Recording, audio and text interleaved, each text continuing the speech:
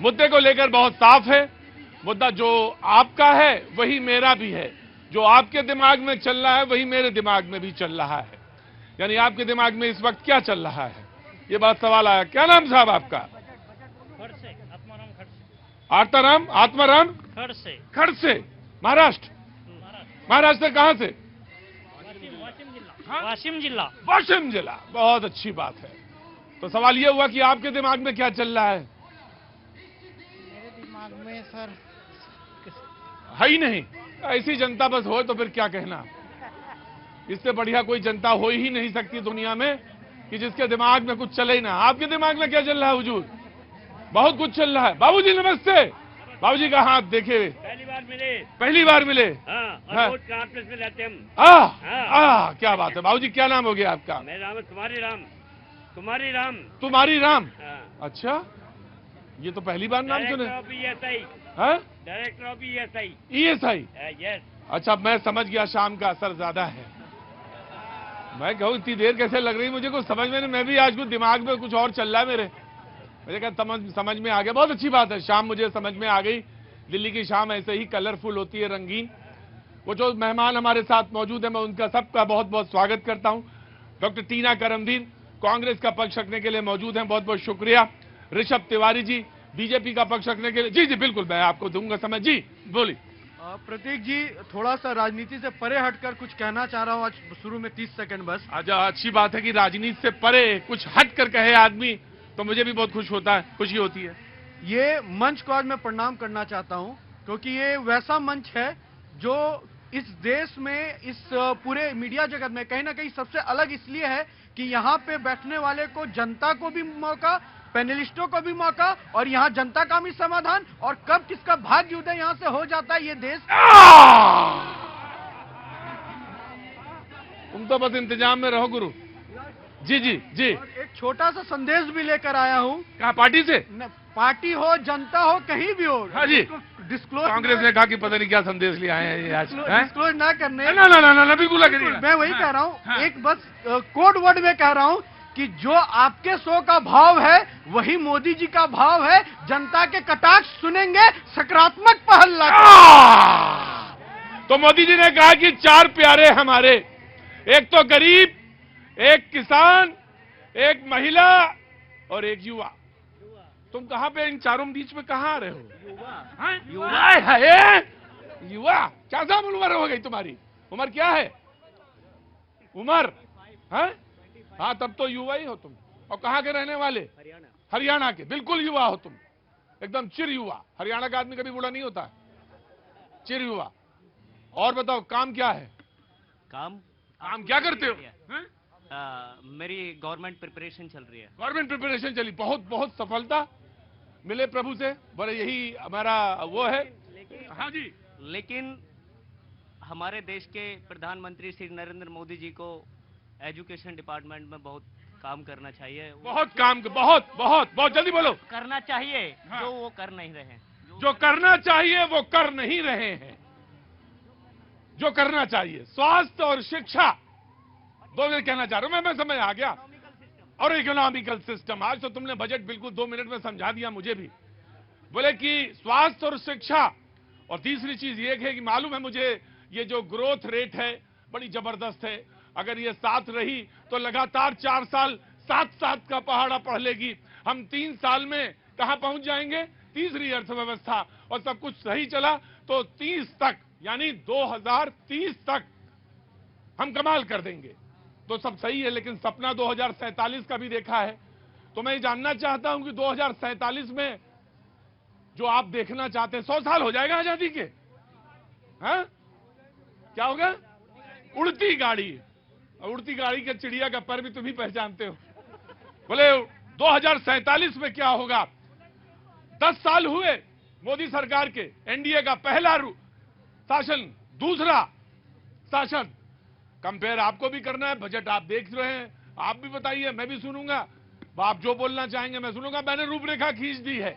मैंने कहा अगर लगातार 7 का पहाड़ा पढ़ते रहे तो हम तीसरी होंगे अर्थव्यवस्था बहुत जल्दी।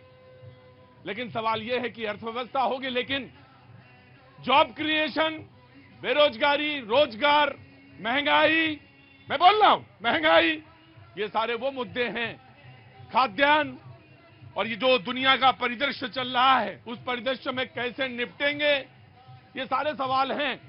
बजट आप भी जानते हो, समझते हो, मैं भी थोड़ा बहुत बातचीत करते रहेंगे, लेकिन आपने अपनी बात कह दी। पहले मैं कांग्रेस से और उसके बाद मैं बातचीत का सिलसिला शुरू करूंगा। उधर आपने पूछा क्या, सोरेन साहब की गिरफ्तारी हो गई। सोरेन साहब ने एक चीज कही, ये एक विराम है, जीवन महासंग्राम है। गिरफ्तारी के बाद हर पल लड़ा हूं, हर पल लड़ूंगा, पर समझौते की भीख मैं लूंगा नहीं। क्या हार में क्या जीत में, किंचित नहीं भयभीत में, लघुता ना अब मेरी छुओ, तुम हो महान, बने रहो अपने लोगों के हृदय की वेदना, मैं व्यर्थ त्यागूंगा नहीं, हार मानूंगा नहीं। जी हाँ जी, झारखंड का विषय है। हाँ। और झारखंड से आता हूँ। हाँ आज एक मूवी थी, कभी खुशी कभी गम। हाँ, आगे आ जाइए, क्या बात है। आज खुश भी हूँ और गम में भी हूँ। खुश इस बात का है कि आज का बजट जनता के हित का, देश के उत्थान का और विकसित भारत की ओर बढ़ाने वाला बजट है। गम इसलिए है कि कितनी बार हम झारखंडियों का, हम देशवासियों का सर झुकाएंगे ये जेएमएम और कांग्रेस गठबंधन के लोग। भ्रष्टाचार की इन्होंने हद पार कर दी है, आपसी लड़ाई की हद पार कर दी है, बलात्कार होते रहे और ये घोटाले करते रहे, अपने यहां बालू को लेके भाई भाई लड़ते रहे कि तुम ठेका लोगे कि हम ठेका लेंगे। पीछे से उनकी वाइफ कहती है मुझे सीएम बनाओ, तो भाभी कहती है बन के तो दिखाओ। हाँ भाई, मैं आ गया। क्या नाम तुम्हारा? शंकर। शंकर। शंकर सिंह कहाँ से? बिहार से हूँ। बिहार से? कहाँ से? सहरसा जिला। सहरसा से। यहाँ कैसे? अब आपके पास हमारे पास आए? अरे आदमी जाता मुख्यमंत्री के पास, प्रधानमंत्री के पास, गृह मंत्री के पास, तुम हमारे पास सीधे चले आए। ये कि अगले साल के भी जवाब लेके सबूत है आपके पास। वही सवाल आपको भी करना है। वही सवाल। हाँ जी, कब हमारा भारत देश चुनाव मुक्त होगा, कब हमारा भारत देश ताला मुक्त होगा? चुनाव मुक्त, चुनाव मुक्त में तो बहस हो रही थी अभी। अभी तो किसी ने कहा कि चुनाव पे रुको रुको, नाक ना जाना, वही रहना। अब मैं आ गया। हाँ आ गया, वही खड़े रहो, आ जाओ। देखिए सर, देश में क्या चलती है? देश में मोदी जी की गारंटी चलती है। मोदी बोले तो धारा 370, मोदी बोले तो राम मंदिर, मोदी बोले तो क्या ट्रिपल तलाक, मोदी बोले तो क्या डिजिटल इंडिया। अरे इतने सारे काम किए, विपक्ष जो है ना हिल गया है। और अब जो मोदी जी का मुकाबला करने के लिए वो कोई भी कुछ कर ले, वो बिल्कुल कुछ ही नहीं कर सकता।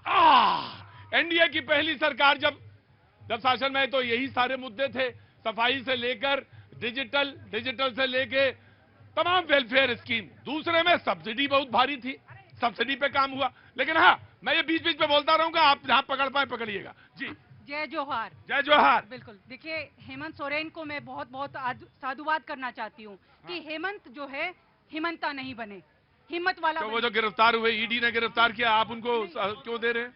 क्योंकि अगर वो गिरफ्तार, वो चाहते हैं, ये लोग क्या चाहते हैं? ये लोग चाहते हैं उनकी वॉशिंग मशीन में चली जाए, बीजेपी के भाजपा की वॉशिंग मशीन में जो इन्होंने हेडक्वार्टर में रख रखी है।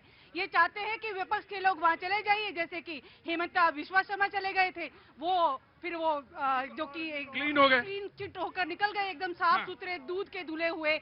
इसी प्रकार ये चाहते थे हेमंत सोरेन भी बने। लेकिन हेमंत सोरेन जो है वो आदिवासी समाज की आवाज है, वो बुलंद आवाज है। इसलिए जो आपने वो कविता पढ़ी, वो बिल्कुल वो वैसे व्यक्ति हैं जो कि नहीं चाहते थे कि भाजपा की जैसे कहें कि इस भीड़ में शामिल नहीं होना चाहते थे। और दूसरी बात मैं कहना चाहती हूँ कि अगर इनके साथ ये लगातार विपक्ष के साथ यही तो कर रहे हैं, ईडी सीबीआई का दुरुपयोग कर रहे हैं। ईडी का उपयोग करते हैं आप, डराते हैं आप और लोगों को परेशान कर। मैं जरूर बिहार वालों से जरूर पूछूंगा, झारखंड पे आज जरूर बोलेंगे। जी नमस्ते, तो थोड़ा आगे आ जाइए, उतनी पीछे खड़ी है। हाँ जी, कहाँ से आना हुआ? इलाहाबाद से, प्रयागराज से। प्रयागराज बोला करो। प्रयागराज बोल रहे हैं। इलाहाबाद क्या बोलते हो? हमको भी गड़बड़वा दो। बोल गए इलाहाबाद। कहाँ जल्दी कहाँ बोल कहाँ जल्दी में हो भाई? जल्दबाजी में इलाहाबाद। क्या नाम है? अरविंद गौड़ है। अपना बोल ही रहे इलाहाबाद, हमको बुलवा देंगे इलाहाबाद। प्रयागराज बोला करो ना। हाँ बोलो। प्रयागराज से आए। हाँ बोलो। पर इन्होंने सही कहा कि जो बीजेपी की वॉशिंग मशीन में धुल जाते हैं, साफ हो जाते हैं। नीतीश कुमार जी का क्या हुआ? पहले तो बीजेपी ने कहा हम लेंगे नहीं, अब मुख्यमंत्री के नाम उनसे मिल गए। ऐसा क्या बीजेपी में क्या साफ सुथरी पार्टी है? ऐसा नहीं है, पर बीजेपी में कुछ गंदगी है, उसको दिखाई नहीं पड़ती है। राजनीति में कोई किसी का दोस्त दुश्मन नहीं है, सब मौका परस्त है। बीजेपी ने जो किया ठीक किया, नीतीश जी ने जो किया बेहतर किया। देखो गुरु जी आ गए, गुरु जी की जय। क्या राजनीति में सब जायज है, राजनीति में सब जायज है। किसी का कोई दोस्त न कोई अस्थाई दुश्मन। और जो बीजेपी में गया वो ठीक है, किसी के पास 35 करोड़ नहीं मिला। राजनीति में कोई दुश्मन नहीं होता और कोई दोस्त नहीं होता। भगवान को छोड़ के राजनीति करो, बहुत पार हो जाओगे। मैं बता रहा हूँ, सही बता रहा हूँ। रास्ता वो भी है, मीडियम वो भी है। जी, BJP will quick response and the debate is open. Samajwadi party से आज महेंद्र जी हैं, धर्मेंद्र कुमार सिंह जी, बहुत बहुत स्वागत। धर्मेंद्र जी आज शो ज्वाइन कर रहे हैं और जैसी हमारी परिपाटी है हम लोग ताली बजा के उनका स्वागत करेंगे। बहुत बहुत शुक्रिया, थैंक यू सो मच। एक बड़ा अच्छा गाना था, ललन हमार सीएम बनिए कि पीएम बनिए, ना सीएम बनिए ना पीएम बनिए, चोर हैयन वो चोर हैयन ललन एकर। दूसरा मैं आपको बता रहा हूं, इन्होंने कहा हेमंत है तो हिम्मत है, नहीं, हेमंत है तो हत्या है, हेमंत है तो बलात्कार है, हेमंत है तो भ्रष्टाचार है, हेमंत है तो परिवारवाद है, हेमंत है तो बालू तस्करी है, हेमंत है तो सेनाओं के जमीन को हड़पने की गथा है। और आपके घर के बच्चे जब गलत करेंगे, पड़ोसी शिकायत करेगा, तो आप अपनी गलतियों को देखने के बजाय अरे खराब पड़ोसी हटाओ। देखिए, आप सवाल का जवाब नहीं देते। नहीं, आप सवाल का जवाब नहीं देते। आप ऐसी वॉशिंग मशीन बताइए, ये बातों को उलझा देते हैं। तो तुम काहे उलझ जाते हो उसके अंदर? इनकी लॉलीपॉप में उलझ बोले बीजेपी वाले के लॉलीपॉप पे उलझ जाते हैं। बाबूजी नमस्ते, कहाँ से आना हुआ? मैं पहाड़गंज मोतिया खान से आया हूँ। अच्छा जी, क्या नाम हो गया? आपसे मेरे लिए हैदर अली ने बात करी थी। हैदर अली? हाँ, मेरे लिए बात करी थी आपसे किसी 1-2 महीने पहले। 1-2 महीने पहले? याद दिलाना, भूल जाता हूँ, मैं भी नेताओं की तरह हूँ। आप बताइए कौन सी वॉशिंग मशीन है, और अगर है तो दर्शन करवाइए, सबको ले चलिए वहां पे। हम सारे लोग दर्शन करना चाहते हैं। आम आदमी पार्टी वाले भी चलेंगे, समाजवादी वाले भी चलेंगे। आप उन लोगों का ध्यान, जो बराबर भैया ने पूछा, उन लोगों के नामों के साथ बताइए आखिर क्या है। आपके यहाँ जाते सही, हमारे यहाँ है, इधर है तो आपका दुश्मन। पहली बात तो ये कि हमारे यहाँ जो है हेमंता जी को लेकर सवाल जो खड़ा करते हैं, कोई रनिंग ट्रायल नहीं है। फिर भी मैं कह रहा हूं, अगर हमसे गंदगियां साफ होती है तो राजनीति वो अच्छी कि आपके यहाँ रखे गंदगी फैलाए, राजनीति वो अच्छी। तो आज तुम सवाल का जवाब भी दोगे? रुको, सवाल का जवाब दोगे आज तुम? अरे भैया, जो करके आए हो उसका तो इम्तिहान, उसका तो इंसाफ दोगे। अगर किया है वहां तो इसका इंसाफ दो। हम तो उन पार्टियों में से प्रतीक भैया जिसको प्रशिक्षण इस सत्य बोलने के लिए दिया जाता है। तो यहाँ सत्य ही कहूंगा, हमारे यहाँ फिर बताइए। बिल्कुल, वॉशिंग पाउडर का नाम है, पहले भी कहा था, अभी भी कहता हूँ, नीति और नियत स्पष्ट होना चाहिए कि देश हित के लिए काम करेंगे। नीति स्पष्ट होना चाहिए, अगर जुड़े हैं तो अंत्योदय मूल्य से एक नागरिक का उत्थान। हाँ, अजीत पवार नाम सुन लिया मैंने। आ रहा हूँ। कहाँ से आना हुआ? सर मैं यहाँ दिल्ली से ही हूँ। दिल्ली से हैं? क्या नाम हो गया सर आपका? मेरा नाम हुआ वरुण विनायक। वरुण विनायक जी क्या करते हैं? मैं सर अभी थोड़ा सेल्फ एम्प्लॉयड काम करता हूँ। सेल्फ एम्प्लॉयड काम करते हैं। देखिए, बजट में कुछ बोला तो है, और पूंजीगत निवेश पर भी बात हुई है। बोला था कि इसको, लेकिन पूरा नहीं हो पाया। क्या कितने करोड़ का था? आज आए नहीं उधर बताने के लिए? 1,10,000 करोड़ था या 1 लाख करोड़ था? नहीं सर, मुझे आइडिया नहीं है। आइडिया नहीं है? अच्छा, मैं अभी बात करूंगा आपसे। जी, मैं आ रहा हूँ। हाँ जी। ऋषभ भाई बोल रहे थे, मैं झारखंड से हूँ, मैं भी बिहार से हूँ, तो दूरी नहीं है। और झारखंड में पहली सरकार आपकी बनी थी, याद रखना। और आपने झारखंड को जिस मोड़ पे ले जाके खड़े करने का काम किया था, वो भी याद रखना। हर दिन चला है आपने। आज आप आदिवासी हित की बात कर रहे हो। जब सत्ता में रहे तब भी, ना रहे तब भी। अरे भैया, हाँ, तब भी। इसलिए मैं कहता हूँ, फिर इन्हीं को चुनते हैं। अरे मैं तब भी इसलिए कह रहा हूँ प्रतीक भैया कि छगन भुजबल की फाइल गुम हो जाती है। कैसे? जैसे नीतीश कुमार बीजेपी में नहीं आएंगे, दरवाजे की चाबी समंदर में चली जाती है। ये है इनकी नीति। और मैं बताता हूँ, सुबह में अजीत पवार 70,000 करोड़ चक्की पीसिंग एंड पीसिंग। अरे रुकिए, अरे सब जी, बिल्कुल, अरे बिल्कुल, चक्की पीसिंग एंड पीसिंग। और सुबह कैसे गलबहियां करते हैं। अरे गिरगिट भी आपको देख करके शर्माता होगा। भारतीय जनता पार्टी की नीयत में और नीति यही है। और दूसरी सबसे बड़ी बात, जिस नीति और नियत चाल चेहरे की बात करते हो, कहाँ बोल पाओगे उस चीज के बारे में? क्या अटल अडवाणी से आंख मिला पाओगे आप? नहीं मिला पाओगे। बिल्कुल जवाब देना, बिल्कुल जवाब, आराम से। नमस्ते, कहाँ से आना हुआ? संगम नगरी प्रयागराज। संगम नगरी प्रयागराज। समझ जाओ, तुम समझ जाओ बिल्कुल एकदम से। इलाहाबाद इलाहाबाद बोलते हो, है ना? संगम नगरी, क्या नाम हो गया आपका? अंशिका द्विवेदी। अंशिका जी क्या काम करती है? I am a housewife. Housewife. दुनिया का सबसे अच्छा काम, दुनिया का सबसे अच्छा काम, सबसे कीमती काम, भविष्य को बनाने वाला काम, इससे अच्छा कोई काम ही नहीं है। लेकिन इसको लेकर बड़ी चिंताएं हैं।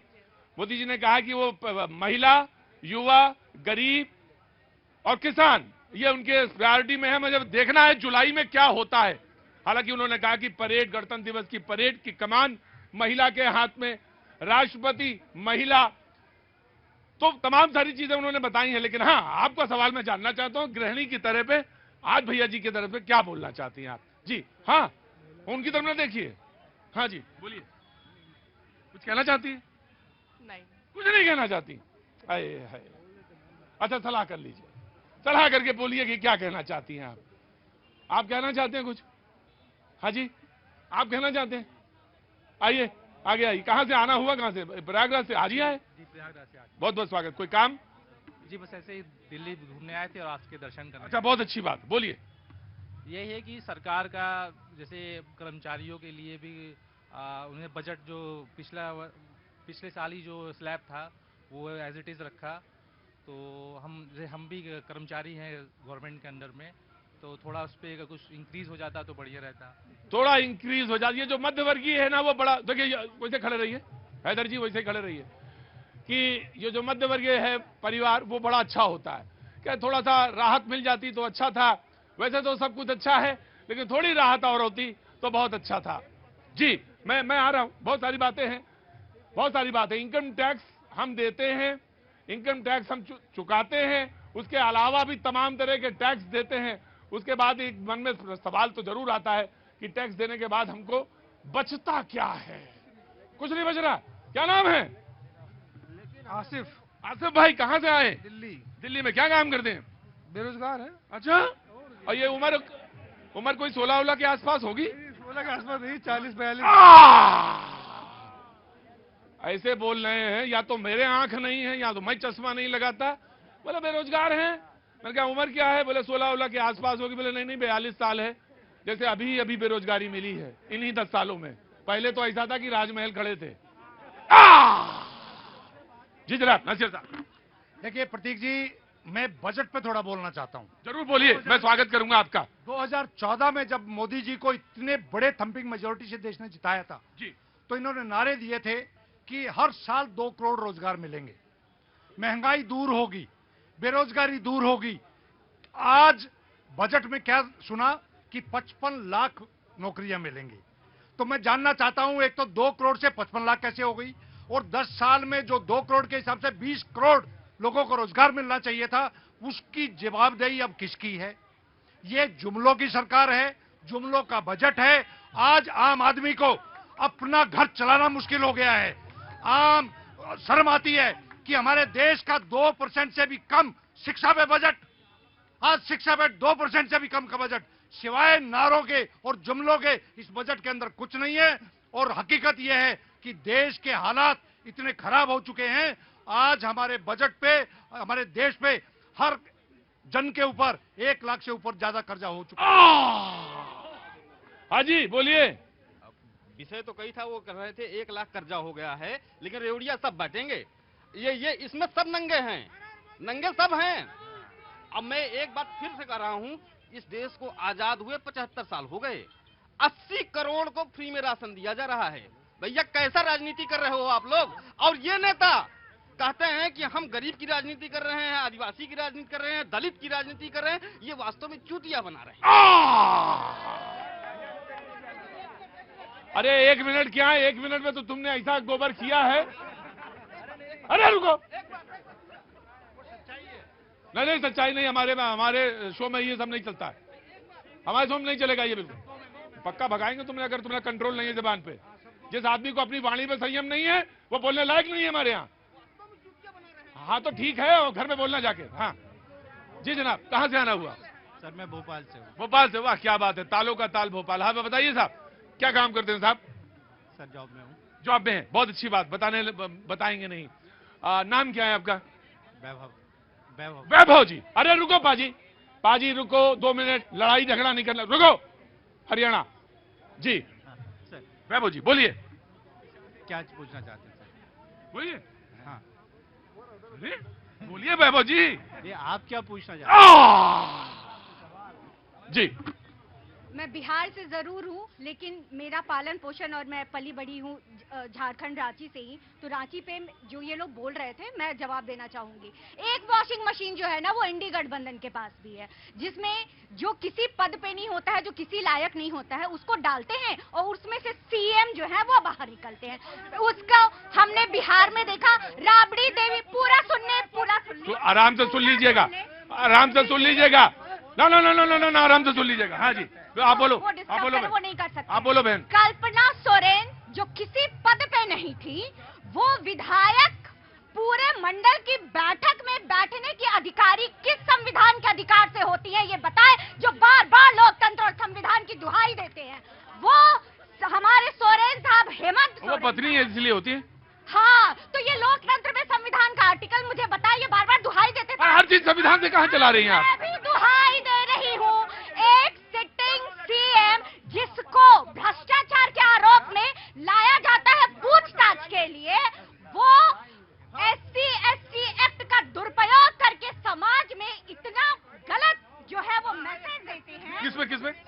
SC/ST act. रुको भाई, रुको। हाँ, रुको। ईडी के अधिकारियों पर हेमंत सोरेन ने पूछताछ के बाद SC/ST एक्ट। हाँ बिल्कुल, I have taken a point. या समाजवादी पार्टी है, then I will come to you. जी, हमको थोड़ा समय जी बिल्कुल समय मिलेगा। आप आइए, इधर आइए। जी, बहुत बहुत धन्यवाद। शुक्रिया साहब। धर्मेंद्र जी, देखिए, बजट पे जहां तक है, इसमें जो बजट आज हुआ, इसमें देयर इज नथिंग, कुछ नहीं है।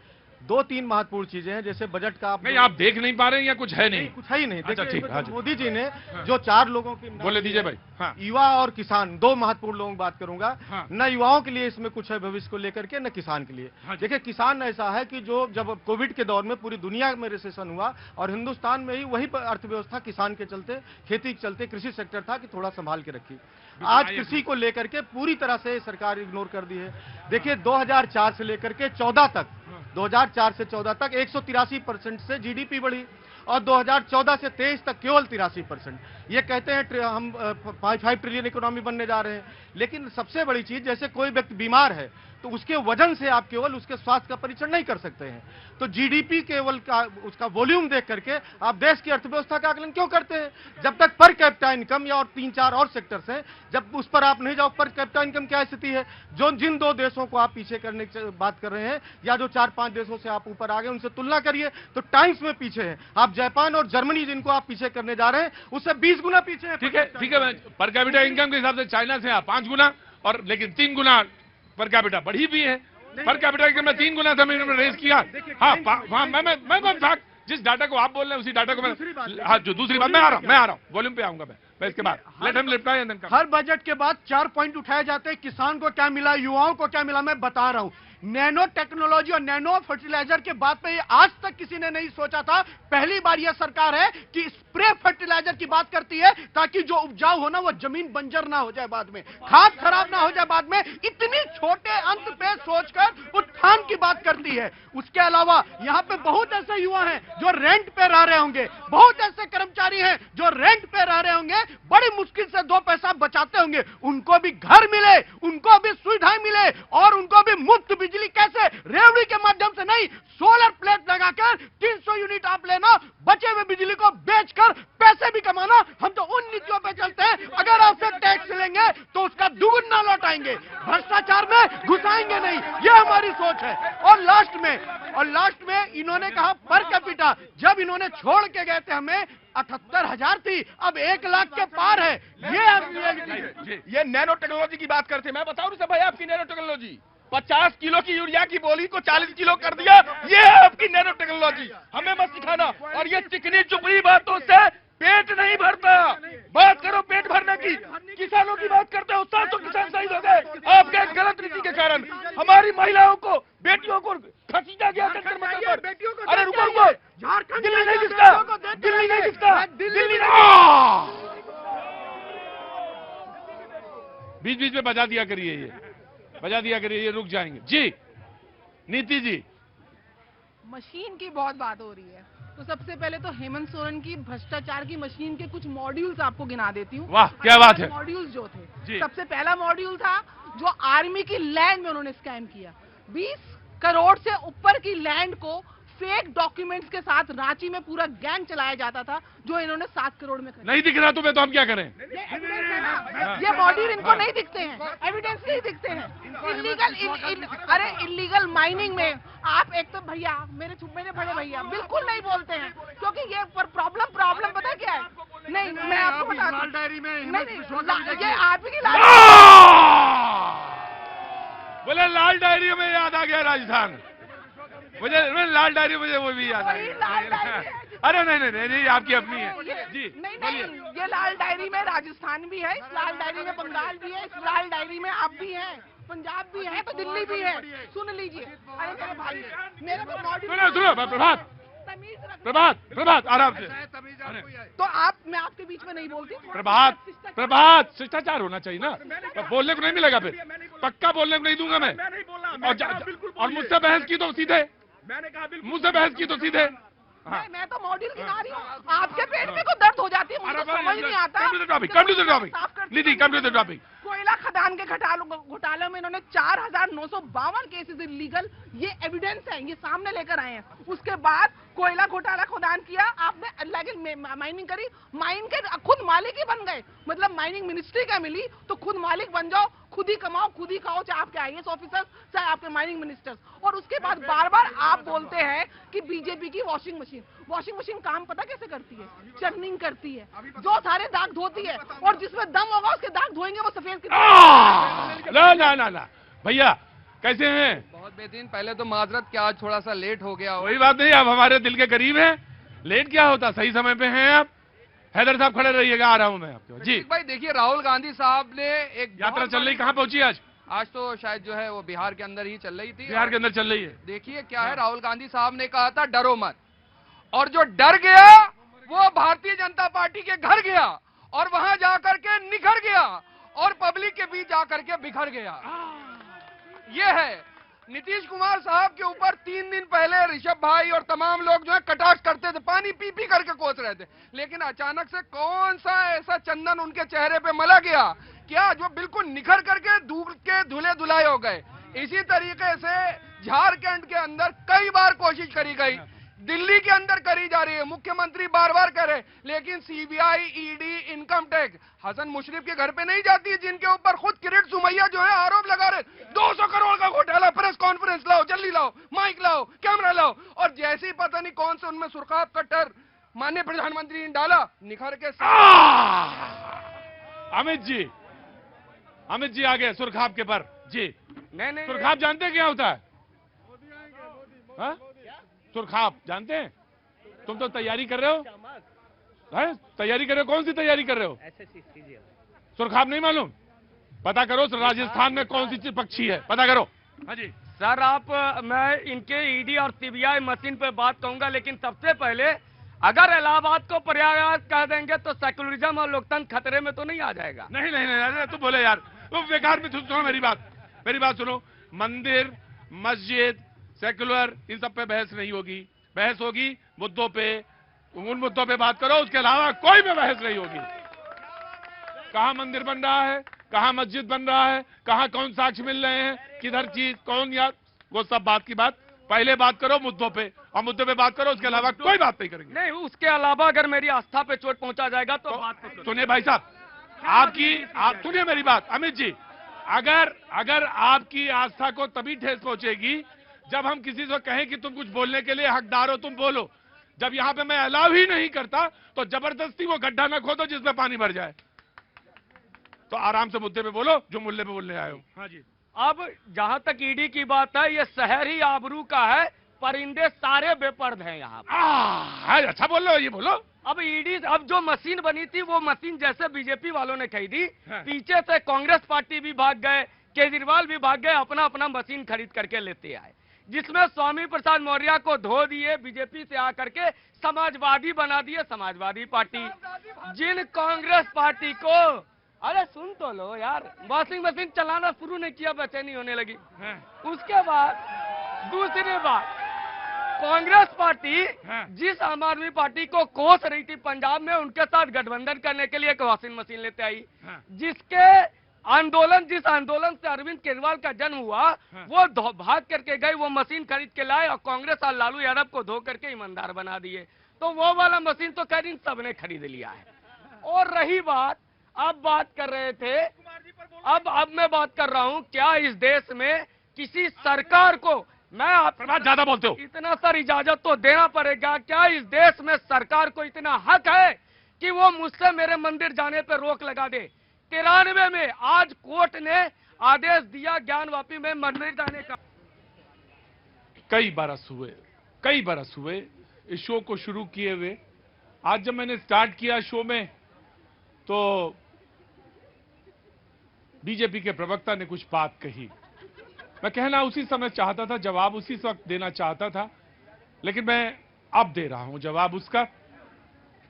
विश्वास एक तरफा नहीं होता, दोनों तरफ से पैदा करना पड़ता है। आपने हम पर किया, हमने आप पर किया, तब ये गाड़ी चली।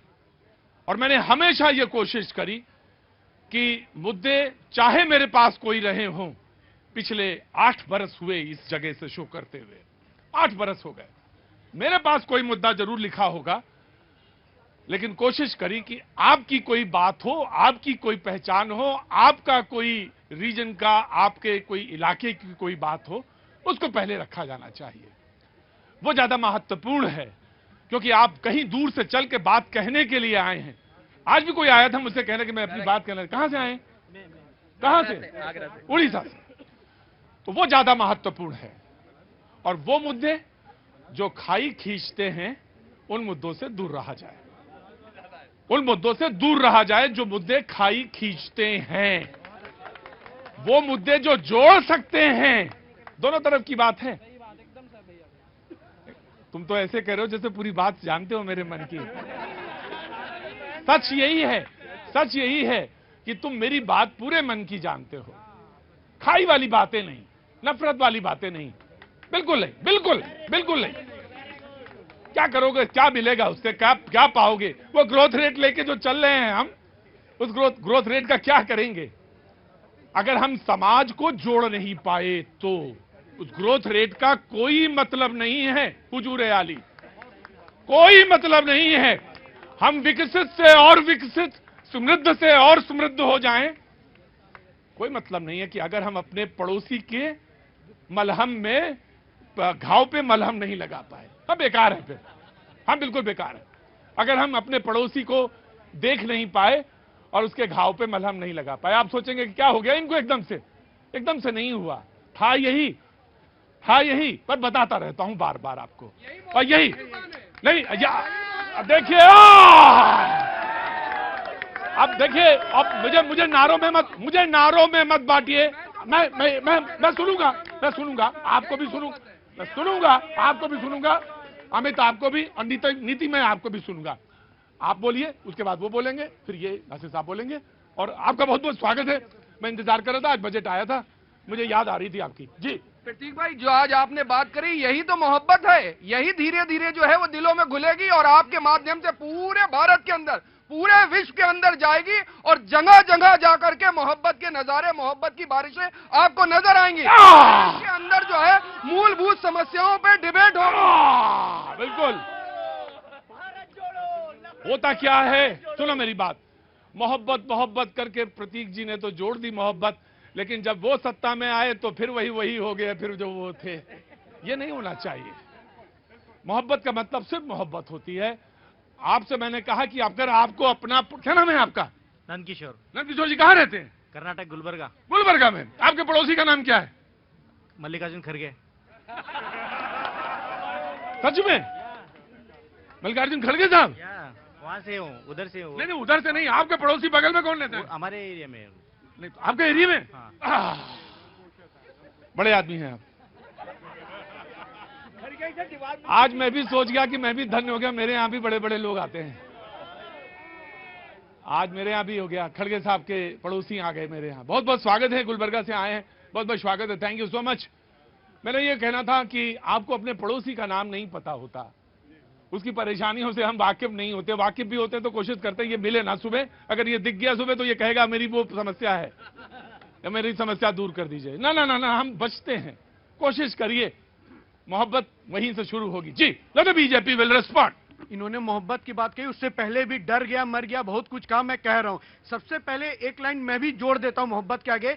आपका जो भैया जी कही है ना, वो विश्वास की एक गारंटी भी है कि एक राजनेता ये बहुत चालाक होते हैं। उन्होंने कहा यही मोहब्बत, भैया जी यही मोहब्बत की दुकान है। वो आए, उन्होंने कहा भैया जी यही मोहब्बत की गारंटी है। गजब है भाई, मान गए। वो दुकान बोल दिया, इन्होंने कहा यही गारंटी है। और गारंटी आप समझ गए किसकी है? जोर से बोला करो। और मोहब्बत किसकी है? क्यों कहा वो भी बता देता हूं। किसी बड़े राजनेता ने चलते फिरते देख के कहा, और भैया जी कहीं मिस जब आपकी व्यक्तिगत परिचय से बड़ा होकर एक संस्कार का परिचय दिया जाए, जब व्यक्ति से बड़ा देश दिखने लग जाए, तो वो विश्वास अटूट होता है। वो मोदी जी की गारंटी होता है जो विश्वास से पैदा होता है। और प्रभात जी ने कहा कि हिम्मत है आंखें मिलाने की आडवाणी जी से। सर, हम उन्हें चरण स्पर्श करके आशीर्वाद लेकर संगठन गढ़े चलो, सुपथ पे बढ़े चलो, भला हो जिसमें देश का वो काम किए चलो, उस नीतियों पे चलते हैं। और इन्होंने कहा जो डर गया वो भाजपा में मिलकर निखर गया नहीं, जो डर गया वो सोच में पड़ गया कि कौन सरकार आ गई जो डंडा लेके पीछे पड़ गया। गजब है भाई, गजब है, गजब है, गजब। कहां से आना हुआ आपका? मैं नोएडा से आई हूँ। नोएडा से। क्या नाम है आपका? सिमी। सिमी। और आपका? हर्षिका। हर्षिता। सिमी जी क्या करती हैं आप? मैं लर्निंग एंड डेवलपमेंट डिपार्टमेंट में हूँ, एज अ ट्रेनर काम करती हूँ। Learning and development department. अंदर आइए, अरे अरे अरे अरे अरे अंदर आइए, अंदर आइए, अंदर आइए। हम सारे लोग लर्निंग के लिए तो हैं, बस पढ़ना जानते हैं, सीखना चाहिए। तो आपका मूलतः काम क्या होता है? आप क्या करती हैं, क्या समझाती हैं? मैं जितने भी न्यू स्टाफ होता है उनको जितना भी जो भी प्रोसेस होता है उस प्रोसेस पे पूरा। ऐसा करिए कि समय हफ्ते में 1-2 दिन दिया करिए यहाँ भी। जरूर। बहुत सारे लोगों को ट्रेन करना है हमें। जरूर। अभी मैं वैसे भी मैंने अभी रिसेंटली नौकरी छोड़ी है। और यकीन मानिए जो जो छोड़ रहा है वो हमारे यहाँ शरीक हो रहा है। For a job. हाँ, तो बात आ जाइए आप। और बहुत सारे लोगों को डिसिप्लिन होने की जरूरत है। थैंक यू सो मच जी। देखिए, मैं एक चीज कहूंगा, क्योंकि जो स्क्रीन पर चीजें चल रही हैं, 2 घटनाएं हमें दिखी। नीतीश जी ने शपथ लिया, राज्यपाल महोदय ने त्वरित तौर पर शपथ दिला दिया। चंपई सोरेन कल से बहुमत का पत्र लेके घूम रहे हैं और राज्यपाल उन्हें शपथ नहीं दिला रहे हैं। क्या ये दोहरे मापदंड नहीं दिख रहे हैं? आप अगर ईडी की पूरी कार्रवाई क्या वही निष्पक्षता के लिए, वही भ्रष्टाचार की लड़ाई के लिए दिख रही है, या फिर झारखंड में एक चुनी गई सरकार को हिलाने डुलाने के लिए दिख रही है?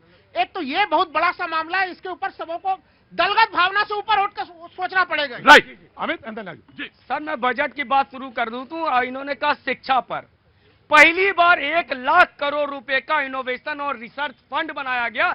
ये वो शिक्षा नहीं है कि आप शिक्षित बन जाओ और बेरोजगार घूमो, आप शिक्षित बन करके रोजगार पाओ। इसके लिए 1 लाख करोड़ का व्यवस्था किया गया। मैंने अभी सुन तो लो, सारी बजट शुरू हो जाते हो। पहली बार किसानों में, अरे सुनो, अरे मोहब्बत, अरे मेरी मोहब्बत, मेरी मोहब्बत, मेरी मोहब्बत। असल बात है ये झूठ परोसेंगे ना, सच में परोसने लगा तो तकलीफ होने लगी। कि पहली बार होता था टमाटर कभी 200 रुपए, कभी 2 रुपए, कभी जनता परेशान, कभी किसान परेशान। एग्रीकल्चर इंफ्रास्ट्रक्चर में की व्यवस्था की गई, मनरेगा की व्यवस्था और मनरेगा को बंद नहीं किया गया और उसमें ज्यादा फंड दिए गए।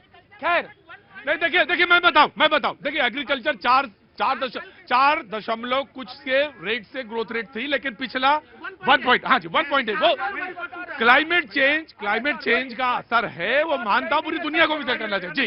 ये षड्यंत्र मेरी बात जाने नहीं देंगे।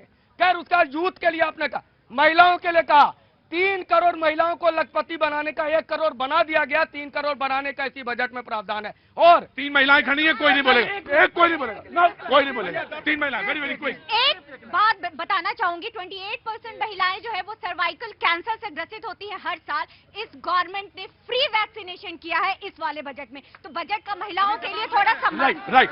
देखिए, यूपीए ने मनरेगा में 100 दिन का रोजगार देने का काम किया था, इन्होंने क्या किया, घटाने का काम किया है। 48 दिन कर दिए। ग्रामीण क्षेत्रों में जाएंगे, महिलाओं से बात करेंगे, वो कहते हैं कांग्रेस पार्टी अच्छी थी, कम से कम हमें 100 दिन के लिए काम तो मिलता था, लेकिन इन सरकार ने क्या किया।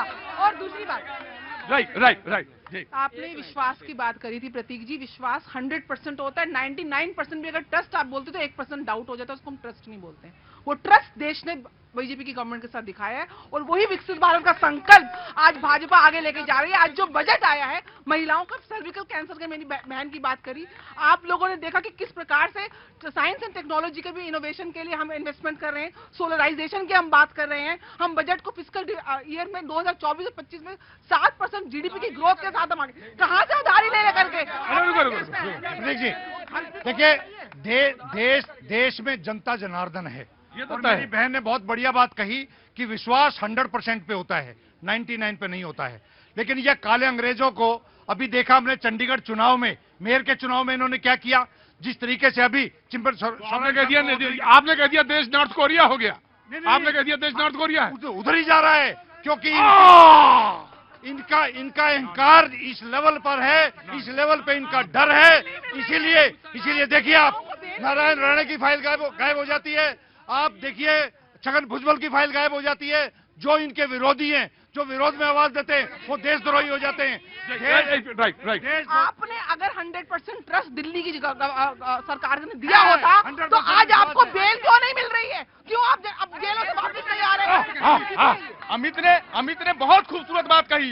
एक मिनट जवाब। अमित बहुत खूबसूरत बात बोल रहा था, हम शिक्षा भी देंगे और फिर उस स्किल डेवलप करके उसको हम रोजगार भी देंगे। अग्निवीर के अंदर 4 साल के बाद सुप्रीम कोर्ट ने क्या कहा अग्निवीर के बारे में? सोच के बोला, अनर्गल समझा बोलना। बिल्कुल गलत नहीं बोलूंगा, जो बातें वही बोलूंगा। अग्निवीर में 4 साल के बाद सिविल में रोजगार मिलेगा, ऐसा बोला गया। लेकिन एक भाजपा के नेता कहते हैं कि चौकीदारी बीजेपी कार्यालय में मिल सकती है। ये स्किल डेवलप